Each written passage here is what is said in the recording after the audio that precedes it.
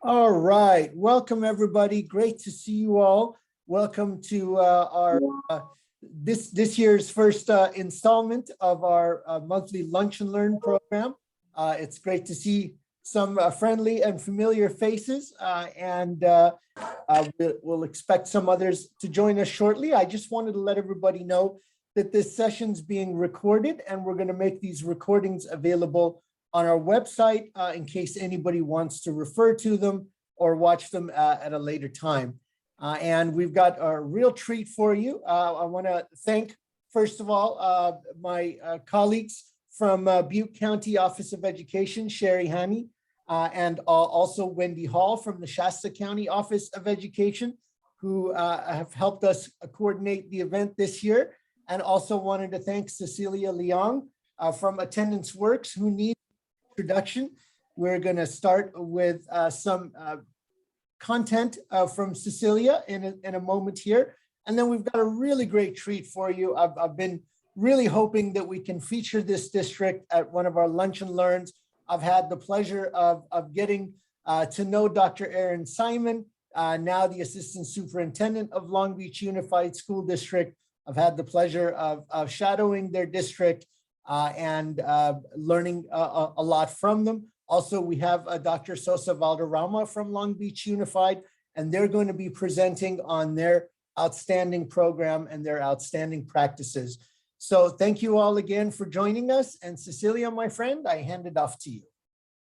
Thank you so much, Amir. It's a pleasure to be here with all of you. And I just want to say thank you so much for making the time. I know this is an incredibly challenging period for all of us as we're struggling to cover for our colleagues during this latest surge. So thank you so much for making the time. And if you couldn't join us and you're watching the video, I really hope that you are well and holding up under the current circumstances. So I'm just going to take a couple of minutes to share our latest materials from Attendance Works. And we just posted a revamped version of our winter weather messaging toolkit, which is on the Attendance Works website. The link is at the bottom of the slide here, and Leslie will send this out to you so that you can share this with others. And this has been really important during this year in which we've had to, all of us, continually adapt our messaging for the pandemic and for different surges. So we've revised the winter messaging toolkit. It does have materials and messaging around winter weather and common illnesses. And so I encourage you to take a look. It has links to our parent flyers, sample letters, sample roll calls, and ideas for inviting your partners in the larger community to assist and help with getting kids to school and helping them keep learning. I've talked about how it's really tricky to message in the midst of a pandemic about making school a priority and learning a priority.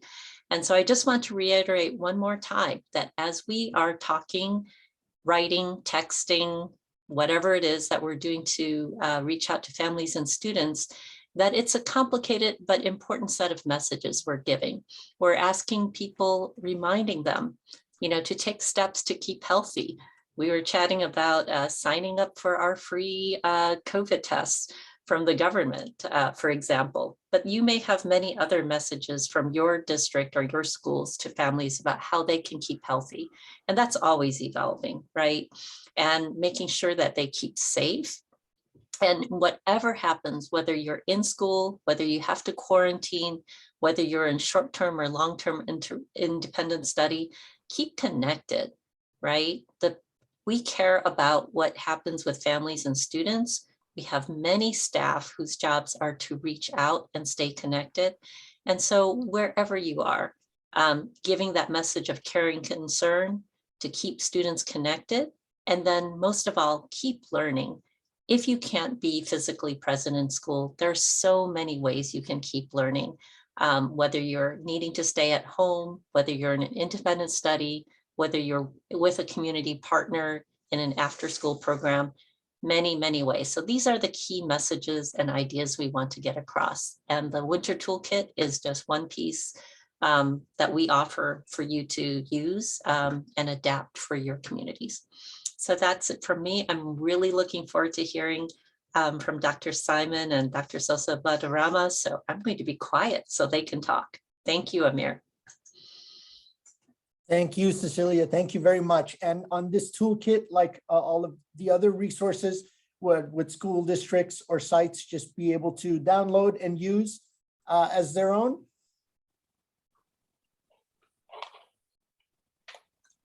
Like the letters, for example? She said yes. Oh, well, all right, fantastic. Well, with no further ado, again, I'd like to thank our friends from Long Beach Unified and welcome Dr. Aaron Simon and Dr. Sosa Valderrama. Thank you so much, my friends, for joining us today. Well, thank you all just for allowing us to be here. And I just want to say thank you to Amir, Sherry, Leslie, and the Riverside County team. It's always with pleasure just to be with Cecilia, Maria from Attendance Works. I know that Hetty could not be here today. But I can just be straight up and honest, and as well as Dr. Sosa Badarama, a lot of things that we're going to talk about today really comes from the playbook of Attendance Works and the work they've been doing really on a national scale. We've had the pleasure of working with Attendance Works on a deeper level with our peer learning networks. This is our third year, and it has been a pleasure just to learn, collaborate, and work alongside them during this very, very hard time. So I know that many of you all have really been kind of grappling with how do we re-engage our families, right, during this difficult time. We want to show grace, but we also know that it is important for our students to be in school, receive, right, the academic components, but also equally the social emotional learning aspects of the work and the mental health work as well. As we know, many of our students have just been grappling with trauma and grief, and not so much grief to where they've lost loved ones, but just the normalcy of life as they have known is much different. And so I have my wonderful Director of Student Support Services, Dr. Sosa Badarama, who's going to co-present with me today. It's such a pleasure to be with each of you. So just moving forward, we're going to take a look at an attendance monitoring tool that we adapted from Attendance Works, just based on our conversations prior to us even starting our peer learning network, our district data, just so you can see a 2-year comparison, and then some activities for attendance in 2021, 2020 and 2021, excuse me. Then we'll also look at some things from 21 and also 22 just as well. So the attendance monitoring tool, we use this, we work with our research department to really get this going. But again, it was something that we adapted from Attendance Work. So in conversations, they were doing some pilots around how do we monitor our students and categorize them by attendance bands, if you will. So based on perfect attendance, based on strong attendance, based on satisfactory attendance, at risk, moderate, and severely. And that allowed us to have a plan into how we were going to re-engage students within each band. It also gave our school site staff more of an opportunity to understand where each student fit within these bands, because previously our data was pretty lumped into one. It was chronic absenteeism and just many other things. But within chronic absenteeism, and then really break down where those students were situated and the efforts from an MTSS standpoint, tier 1, tier 2, tier 3, we should engage or re-engage those families in. So just something that we utilize at from our school site perspective, and also from a district, we look at to really understand where our students are and what our response should be as well. And so moving forward, I'll have Dr. Sosa Badarama outline this page.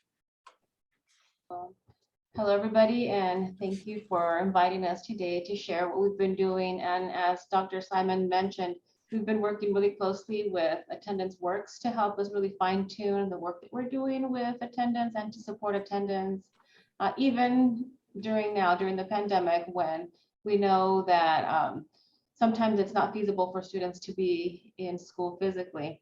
So one of the things that we did, as Dr. Simon mentioned, is really fine-tuned our reports. And so you see here that the bands show the students that have strong attendance and those that are everywhere in between, from satisfactory, at risk, moderately, chronic, and severe. And this helps our schools really focus on the students to target. And the strategy that we've been using with the guidance of attendance work is not necessarily the severely chronic, but is those students that are on the cusp. And so really intervening when it's still early, providing supports for students that are moderately chronic absence and those at risk. And so we've been focusing to send messaging out for our students, looking at these patterns, making sure that our messages are timely. They're especially now, restorative and culturally and linguistically relevant. So we're giving out information that is going to make sense to parents, right? And then it's offering also some supports when they can't be in school. So we can move it to the next slide. So our reports, we're looking at different variables, right? Gender, special populations, ethnicity. So this is one of them. And again, it allows us to offer appropriate supports. One of the things that we've been really working on is promoting our independent study program for all those parents that last year might have not attended. We actually have a whole independent study program that's almost 2,000 students, which we did not expect initially, but there was a lot of students last year whose parents were really concerned about their health, and we had to be mindful of that and really prepared to continue their education and support them. So, when students are staying home because they have longer term kind of health concerns or risks, or it's just not working because of they're getting sick, or exposed, then really independent study has been a go-to for us. Sometimes it's the short-term independent study that we're promoting, and other times is really just looking at these trends and offering some support, such as tutoring or some of our social emotional resources. We have a family resource center, and in high schools we have wellness centers. So if those are the supports that our students are showing that they need and the reasons why they're not coming to school, then we are better prepared to offer those for them. Next slide, please. So again, this just shows you different ways that we're kind of breaking up the data so that we can see. You see the grades here. This is August and September at the beginning of the year, and looking at attendance. Oh, hey, how you doing? And how it was being reflected across the levels and by subgroups. Yeah, I just wanted to check in to see if you. And this is sort of another tool, right? So that our schools are able to see a comparison, how is it going from last year or the year before and, this year. Our attendance was lower this year. So now with all students back in person at the beginning of the year, we had some parents that, weren't sure what they were going to be doing. And so we've been really pushing for students to be in person when it's safe. When it's not, then directing them to our independent study program if that's a feasible option for them. Next slide. And this to be clear, I know people are saying, sure, annual rate right now, really 91.5. No, in September it was. Right now, just like everyone else, we're around 80%, if not even lower, maybe 75, based on our ADA. But we are still focusing and honing in on our chronic absenteeism rate, working with families and students, which we know is a true indicator, and helps us delve in and have more conversations with their families around why they are missing school. Yeah, and one of the things that we did this year, we partnered with Everyday Labs to help us, send some notices to our families. They call it nudges. And we had to kind of make some adjustments because they were sending nudges, right, for students that were anything that counts under chronic absenteeism, whether it's a quarantine or an illness that might be excused, they would still send the nudges. And sometimes it was because the students were exhibiting some symptoms and the school was sending them home. And so then the parents got a letter or a text, and then they became really annoyed because it had nothing to do with them. So we made some modifications so the nudges only focused on, for now, on the students with unexcused absences. But if they were in quarantine and doing short-term independent study, or if they were just ill and they had excused absences, then we excluded those. So we had to make some adjustments to what we were doing. Again, trying to be very mindful and really not targeting families that they couldn't be here. It's the families that might not be engaged. And so our efforts are really to try to re-engage the families in a way that gives them information about what options are available and them knowing that it's still important for their students to be attending school. And then for us, you can see an overview of our activities from 2020 to 2021. So still, you know, the PD, working with our staff at school sites and also our district staff as well. We had a myriad of attendance materials for reopening schools, right? Things that our school sites should be doing as far as re-engagement, connecting support staff they should have on campuses, so on and so forth, and resources they can utilize with their families who need assistance and support. We in Long Beach have a campaign called the All In Attendance Campaign. And initially we had 26 sites that we really targeted who had high rates of chronic absenteeism, truancy, and were situated in communities with high crime, domestic violence, foster youth, so on and so forth. And we took those schools and we've been able to increase their chronic absentee rates, even some amid COVID, surprisingly. And students are coming to school. We have re-engagement activities, and we've worked in collaboration with the city of Long Beach and many agencies in this great city to really help support our students. So within the All In campaign, we hired two all-in attendance counselors, are called early prevention counselors. And we utilized them to work with 26 school sites, and they conducted 316 home or porch visits, as we call it, to where they weren't in direct kind of contact, probably more than 12 feet from the families, but we're able to have conversations to provide resources to those families as well. We have these all-in newsletters that we send out to all of our school sites to discuss chronic absent rates, discuss resources, discuss great things that many of our sites are doing that others can borrow from or take from and utilize within their school sites. Again, those new attendance reports for distance learning, and we'll get into that. And then being a model SARP winner, just based on our efforts, has been great, for us, but more so, I think it speaks to the work that the staff has done to help re-engage and work with our families. So just moving forward, we're going to talk about the challenges of this year. And it's interesting in conversations I had with, my superintendent prior to this year starting, even last spring or in the summer, I said, I believe this year is going to be harder. And I believe it is. It's been much more difficult, especially with Omicron and how it's just highly transmissible. I have more than half my staff that is out. We have, of course, more students who are not coming to school, whether they're sick or just anxious or fearful.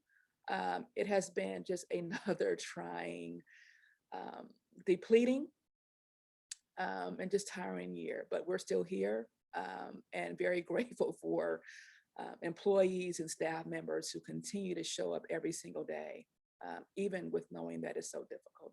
And then we'll talk about the strategies, again, for building just relationships. So let's talk about challenges, right? We're always real with the work and what it is. Decreasing enrollment.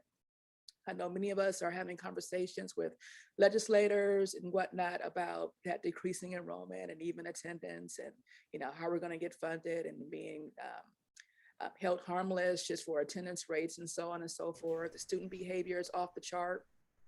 I don't think our school sites have seen something this egregious in a while when it comes to student behavior.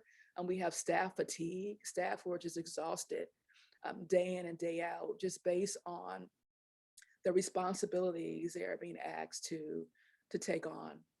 Independent study, I won't say anymore. We all know the triumphs with that. Health and safety protocols, which appears change almost daily. And I know in Long Beach, we try to have meetings with our principals and our site administrators as soon as those protocols come out. And it seems like we're having those meetings recording today. And I know that our folks are just tired of pivoting and changing, people not understanding what those protocols are, but they're in place, right? And we have to follow them. They are mandates. Students in quarantine, right? How do we continue to reach them? How do we continue to ensure they receive that high quality education? How do we ensure they receive the resources and supports they need? Staffing issues. Oh my, I've been a principal, I've been an instructional aide, I've been a teacher this year several times, just based on that. I'm not complaining. I've enjoyed every part of that and reconnecting with staff and students and just getting back to something I love doing, teaching. But it's been difficult, right? Trying to do that and your job as well. Families upset with district policies, masking, so on and so forth. And then our mental health concerns, suicide rates that continue to increase, right, on a daily basis. And our concerns with attempting to help families and holding in that concern, which we know as staff members is not healthy. We take that on. And so we need our self-care as well. So also those challenges, how do we continue to provide the self-care for our students and our staff members too? The attendance barriers, right? The legislation, the sunsetting of distance learning, it appears we're not going to get that back. Again, independent study, the limited guidance around attendance taking. I know that many districts in California are facing this, and I'm very concerned about financially what they're going to look like next year, just based on the attendance rates. Again, we talked about the shortage of staff, bus drivers, nutrition workers, instructional aides. I can go on and on. It is an issue. And again, we talked about the increased mental health and also trauma. Dr. CSV. So, I mean, we all know this, and we really have been working really closely. Again, I'm going to keep tooting the horn of attendance works because we've been really focusing on relationship building. And so one of the things that we do is have the professional learning network with our schools, with our all-in schools, and focusing a lot on building relationships because we know that that makes a difference. You know, a student and a parent, they want to come to a place where they know that there's people that care about them and their kids. So we've been building our strategies for relationships. And so making sure that we have welcoming, restorative environments, communicating with families from the beginning. We wanted them to know what the protocols were going to be. As soon as we do know more information and things change, we're making sure that parents have the most current and accurate information and that we're all on the same page. Maintaining those relationships, even during quarantine, you know, checking in on students, making time for them to know what is available for them, even if they're not physically in school, and really focusing on those outreach efforts. Next slide, please. So as I mentioned, we have really put a concerted effort on supporting schools' positive culture and climate. And so making those connections. We didn't know if we were going to be, you know, always in person, if there was going to be any time that we were going to have to go virtual. This was at the beginning we were planning. So we were planning just to be able to have the ability to maintain connections and have a welcoming environment, whether it was virtual, you know, independent study or in person with our students. So, you know, making sure that we have orientation and virtual school tours. We started having in-person stuff, but, you know, recently we've had to, again, move to a lot of online Zoom kind of informational meetings with our families, but they're still happening. Having personalized calls to families if they're not attending. We want to know, you know, if the student's not in school, if everything's okay, how else can we support? we actually had a welcome back kind of event. It was a social emotional learning, and so it was a restorative start at the beginning of the year. And for our elementary students, it was I believe it was 3 to 4 weeks of a restorative start, where students in the classrooms were really getting time to learn the routine, focus on social emotional learning. And we did the same thing in a shorter version for our middle school and high school students, really to establish that sense of belonging, that school spirit, them knowing that, you know, what to do when they have questions. So really making that a priority, making sure that information is easily accessible to families, putting up positive messaging on our campuses, and just making a lot of different opportunities for students to connect through either clubs, sports activities, and those being available either in person or virtually for those that couldn't connect. Next slide. 7. And then here we have just a graphic that we've sent out to our parents and our community. Not something that really hinges on attendance, but really more so when your child is out on quarantine, we want them to stay connected and continue to learn. And so we have our information here. We have a link for our families for COVID-related resources. They can look at the new mandates, directives, so on and so forth, and then how they can continue to learn as well, and who they can connect with at their school sites. So our school sites send us out with their address, their principal's information, or whomever they should correspond with at that school site. It is more so, hey, we miss you. We can't wait till you get back on campus, right? Our priority is about, as Dr. Sosa Badarama mentioned, the care. We care about you. We want you to get better. And when you do get better, please look at these resources. Please reconnect with your teachers. And then when you're super well, we look forward to seeing you back on campus. And then some outreach, just opportunities that we've done even now, just weekly check-ins with our students, peer check-ins. Many of our students just love this aspect of the work. Small group sessions, mentoring. Many of our school staff and even our students really work with other students to pair up and mentor them. We still continue with the home porch visits, something I still enjoy doing, just canvassing the community, meeting with people, meeting with owners of businesses within community, just having conversations about what we're seeing and how we need their support, right? And how we can garner their support in more ways.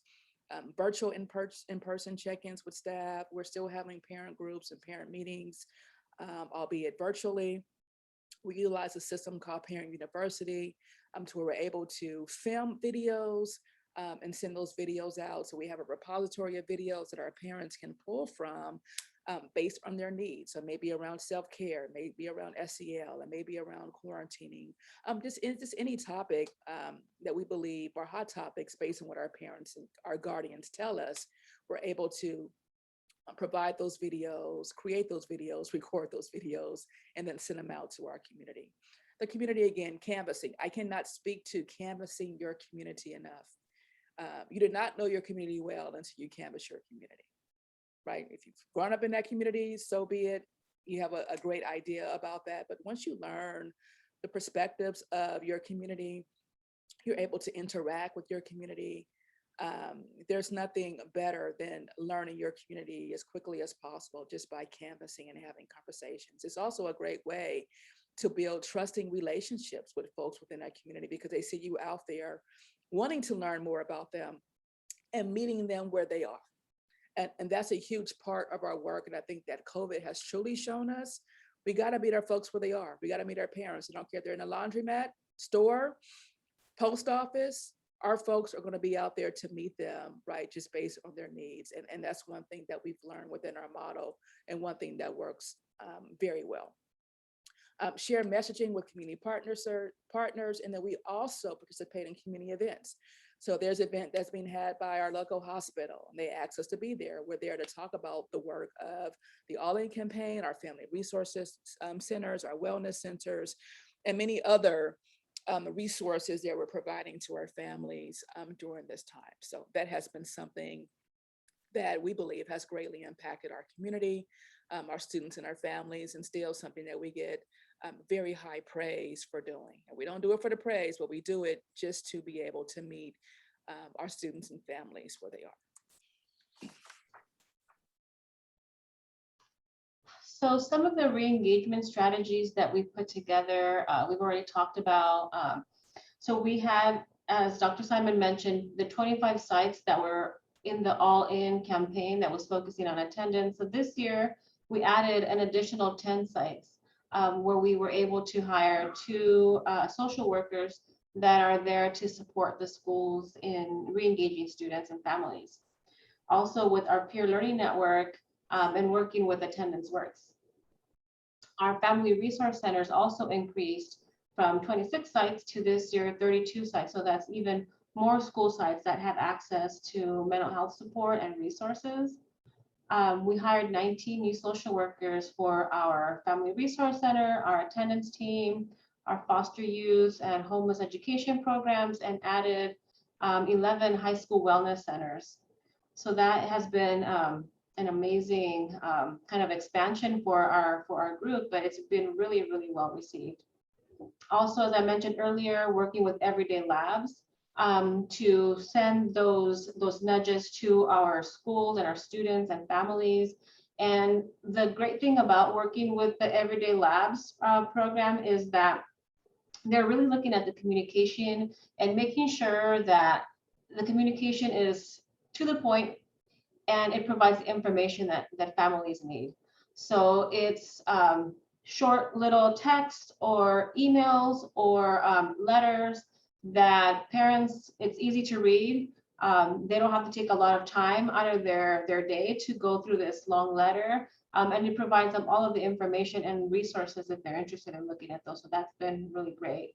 Again, offering independent study, and we had to kind of grow that program. Initially didn't think it was going to be as big as it was, and really having to be flexible with that, and just, you know, we embraced it, and it's working for our families and our students. All of our schools now have an intervention coordinator to support interventions, whether they're academic or social emotional or behavioral.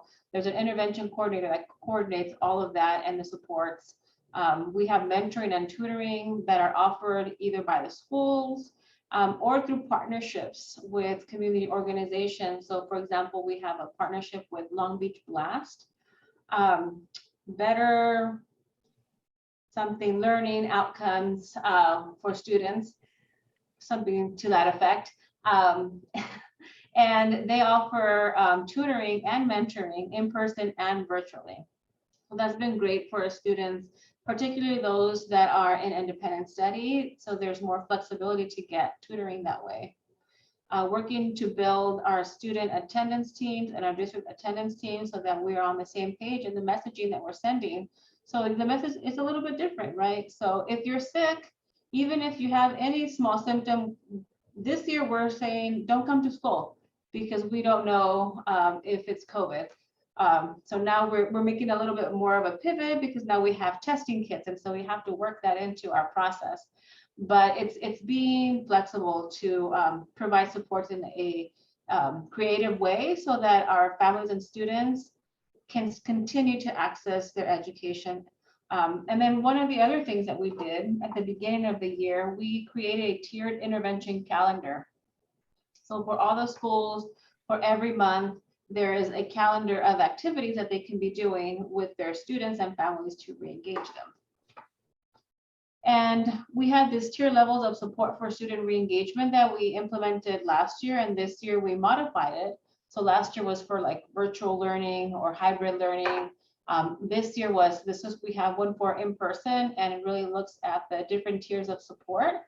For, you know, we have a universal level, moving to the more intensive support, and we have one for our individual, our independent study program, as well as our in-person program. And so in either one of those options, our students and our schools, they're going to get individualized tiered re-engagement. All right, Dr. Simon. And that's it for us. Here's our contact information. If you just ever want to, shadow, of course, once things get better, we're able to do more things in person. But if you just want a conversation around some of the work, please feel free to reach out to us, and just know that just as you're learning from us, we're also learning from you. And I think that's something great within networks, something I was really pleased to hear when Amir told me he and his office were, putting on these lunch sessions. I think we have to learn from each other these best practices. It's the best way for us to learn. So we're always open to having conversations, to meeting with anyone, right, who wants to understand more about our work. But just know that we want to know more about your work as well, because that helps inform the work that we do too. And so I'll stop sharing screen, Amir. Again, thank you to the team for this invitation, and we're open to any questions that you may have.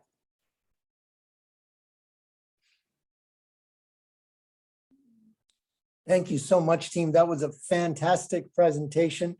And we really appreciate you being here. Would love to hear some questions for our talented group here today.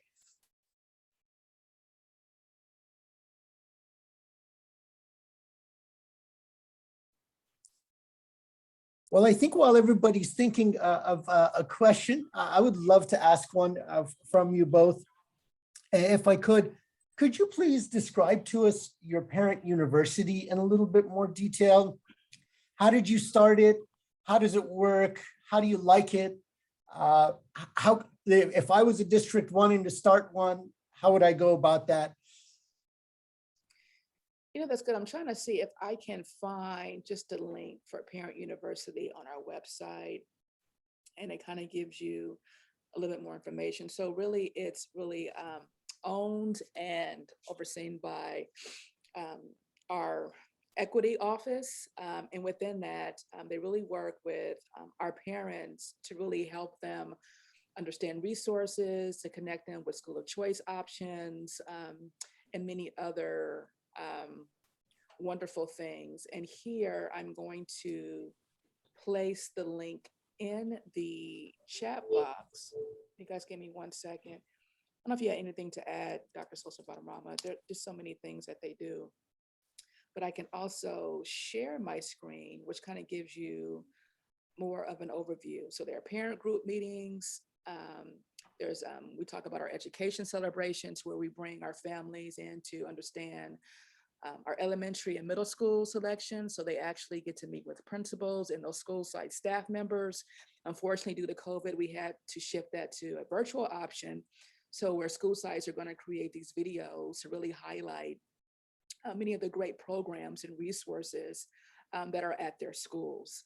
We also had one for our high school families.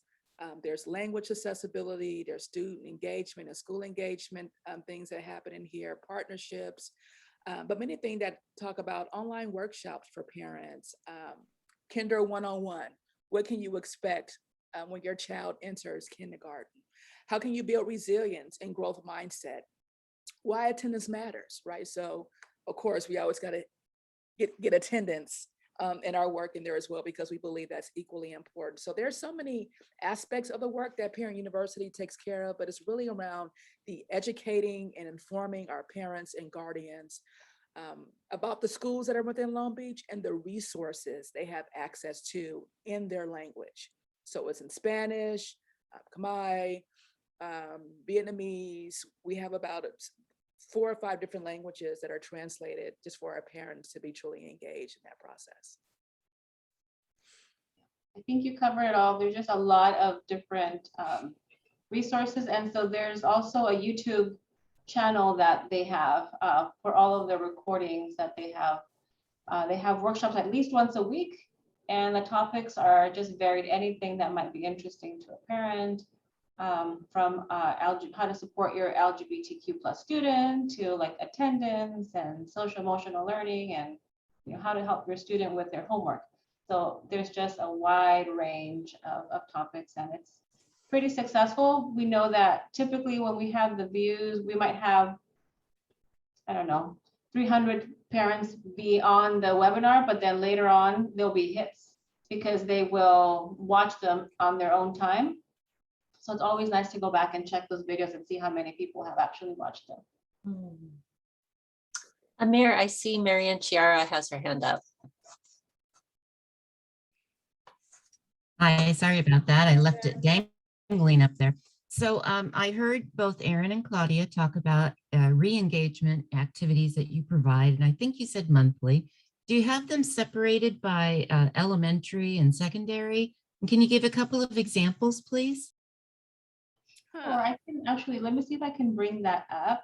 They are not separated by level at this point, but we have them sort of, they're kind of tiered because they are separated by like if they're an all-in school for us, or if they are not an all-in school. So let me see.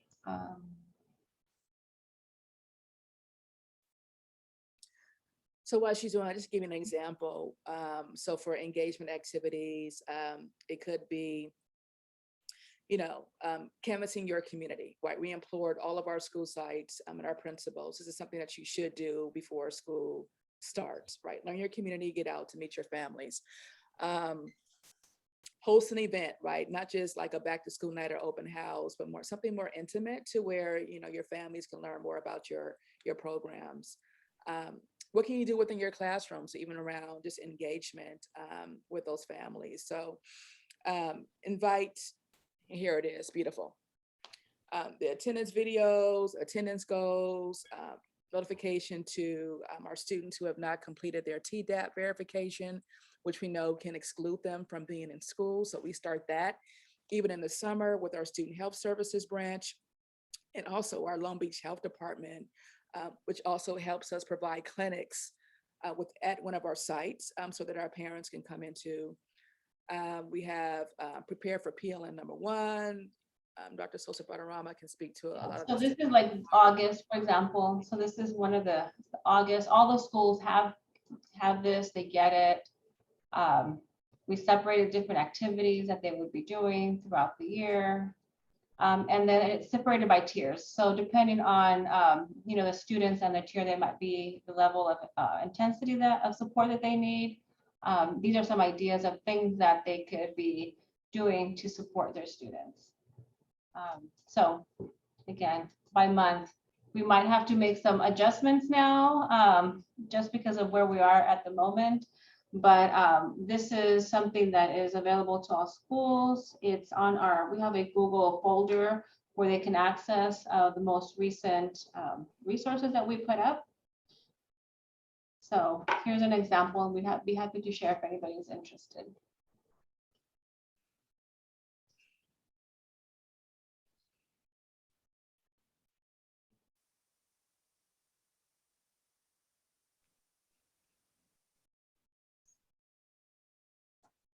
I'm really curious, Erin and Claudia, how you've adapted given this last wave with Omicron and all the craziness. How have you adapted your outreach and your communication strategies? And by the way, I've been quietly texting with Hetty and saying they're at 14%, they're at 14%. And she says, that's pretty good.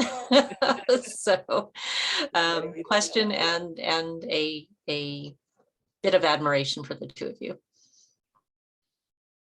Well, I gave you one example earlier. We had to just modify our communications with our families to not overwhelm them for something that we know is out of their control, because we certainly, like the rest of the country, had a huge surge in rates of positivity rates within our staff and in our students.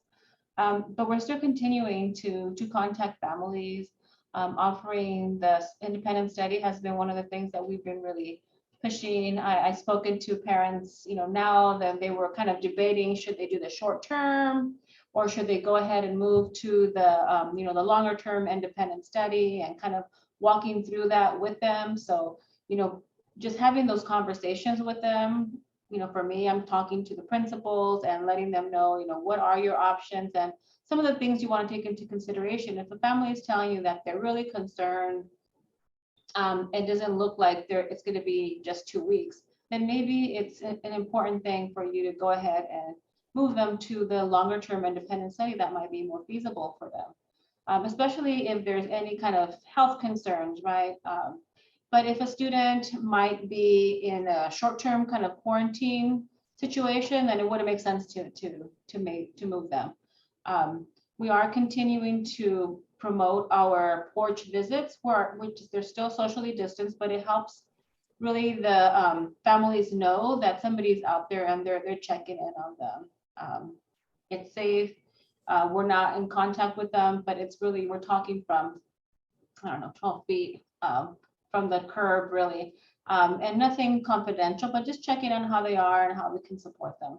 So making those types of modifications are important. One of the other things that we did, and it's not just attendance, but with everything, like for example, our meetings with parents, our IEPs, we're not having in-person IEPs with the whole group of people all together, but we're doing them online. But if a parent does not have a connection or internet or a device, they can still come to the school and sit in a room with a computer where they can participate in the meeting. It's just in a socially distanced kind of way. So having to make those things available for them kind of shows them that we are still wanting them to be in school, wanting them to be engaged, and we're going to do whatever we need to do to support that. So again, the key word is, I know this has been used so much, but grace, right? Because our families are going to remember how they were treated and our students during this time. So it's very important that we really work to build those relationships, that we work to have very empathetic and sympathetic conversations with their families, because they are going through a lot. And just know that, many of our families, as they should, are going to place their basic needs before anything else. And so if we can take care of those basic needs aspects of what they need, right, they're more inclined, yes, to jump back into education, right, to be concerned, more about attendance. But they have to have a roof, right, to sleep over, sleep under, a pillow or something, a place where they can lay their head, food to place in their belly. And so that's the most important part of our work, ensuring that our families are well connected, right, to the things they need that really equate to basic needs too. And just looking at Lisa's question, just for our district level attendance team, thank you so much for your question. First of all, Lisa, that does include per se, Dr. Sosa Vanarama and I, our social workers, our attendance counselors. We have TOSAs who are part of our conversation or are part of the work as well. We have nurses too. Foster so we youth, have, just say one more time, Dr. Sosa Vanarama. Foster youth and homeless education staff. Do you include any specific site staff, or is it kind of more at the district level? The site staff has their own specifics, so it really depends on the staff they have there. So that usually comprises of, right, the principal, the assistant principal, the counselor, the psych, and even the school nurse. And we ask them to bring on some teachers too, to help with the work as well. But the district level staff is a little bit separate from that, to really help work with those teams to build up, provide professional development, provide training, have conversations, and work with them on issues that they need support with. But the district team and the site team is a separate thing. And I ask only because, especially right now, things are a little separate, and I am getting the sense as I talk to school sites that they feel like us at the district don't quite feel their pain, and that kind of thing.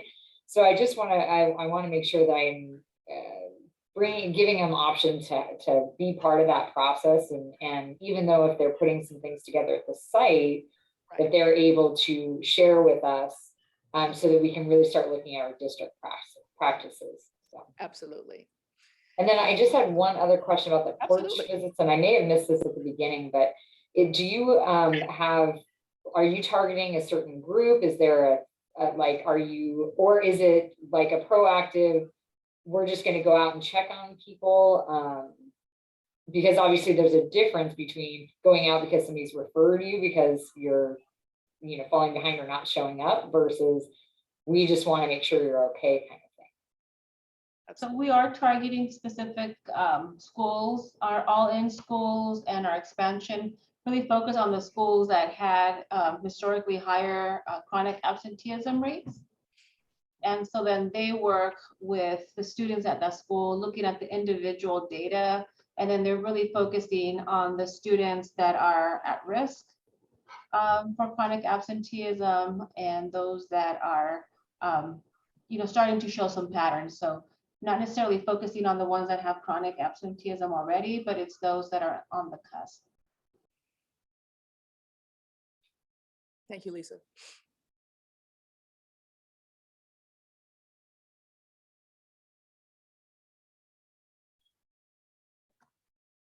So team, if I could please ask another question.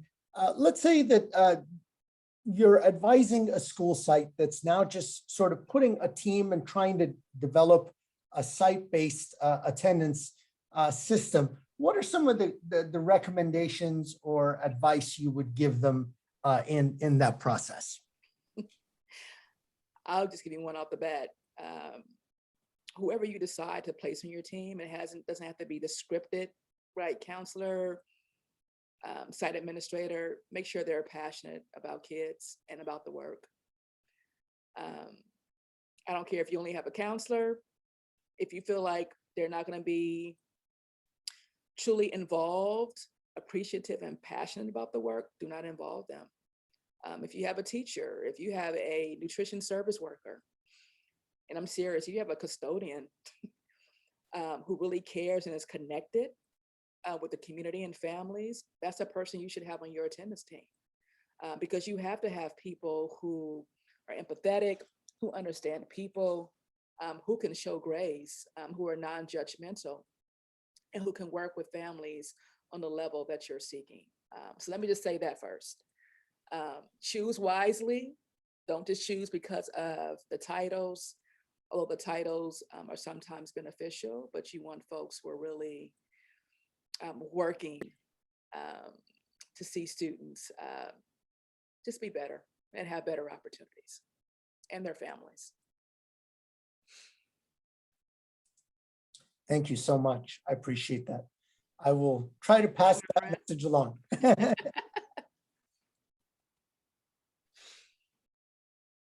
Folks, anybody else have a question for our outstanding presenters? I had a, first of all, thank you so much. It's just amazing, all the different, tips and strategies and thoughts, and also confirmations. And then also just kind of, oh yeah, I didn't think about that one. When you're talking about your restorative start, we've been having a lot of conversations with our teams and school sites, because it's, traditionally we would do this like at the beginning of the year, but really we're looking at every time we come back from a break where we've been moved to distance learning or independent learning, and coming back and taking a few days to really get back in touch with relationships and feel that sense of safety and routine and this and that. Was there is there anything in particular you've noticed? Is there a certain curriculum that you're following, or is there a certain program, or is there just, are there just really good practices that you're pulling? Like, what's guiding you for that consistency? So we really pulled from Castle and started with the 3 signature practices.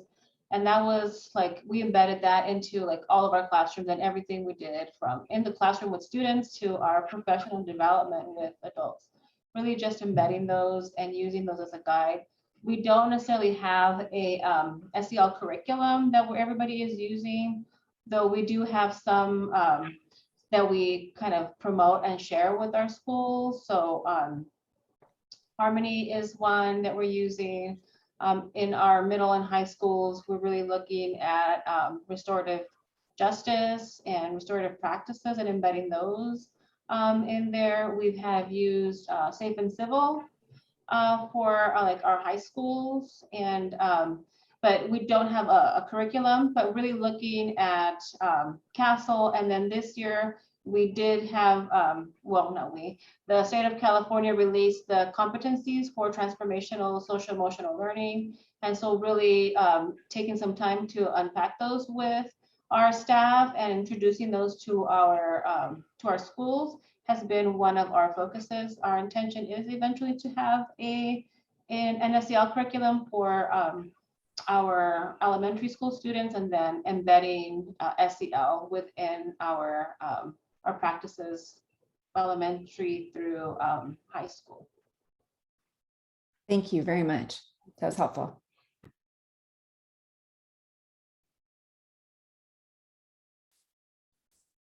All right, folks, we're approaching the end of our time. Anybody else have any questions or comments for our group or our presenters?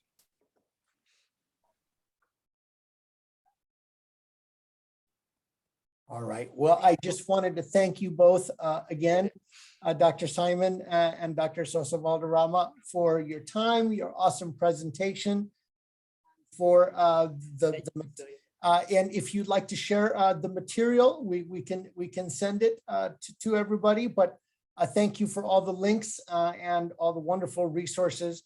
And we hope you'll come back in a future school year and give us an update on how your system building continues. Hopefully, we'll get out of this predicament soon, and we'll be talking about different obstacles. Thank you all. We appreciate you so much. Thank you. Stay safe. Bye-bye. Have a wonderful day, everyone. Thank you.